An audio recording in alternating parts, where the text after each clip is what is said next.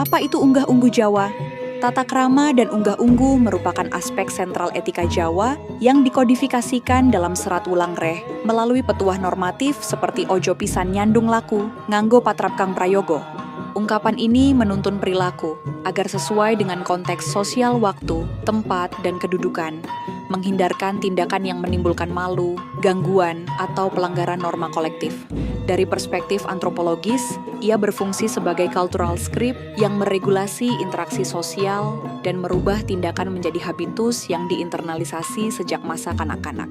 Wulangreh menggunakan bentuk pupuh untuk menyampaikan pedoman moral secara ritmis dan mudah diingat, sehingga norma etis tidak hanya bersifat kognitif, tetapi terwujud dalam kebiasaan tubuh dan tutur.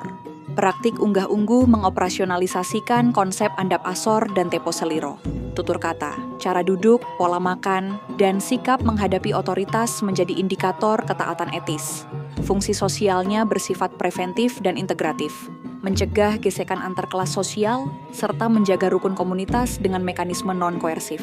Hubungan antara etika lahir dan laku batin juga ditekankan. Tata krama tidak cuma formalitas, melainkan manifestasi kesadaran spiritual yang merefleksikan eling marang Gusti. Prinsip ini relevan bagi pendidikan karakter dan resolusi konflik budaya, namun mengalami adaptasi akibat mobilitas sosial dan globalisasi. Follow untuk konten-konten Islam Jawa setiap hari.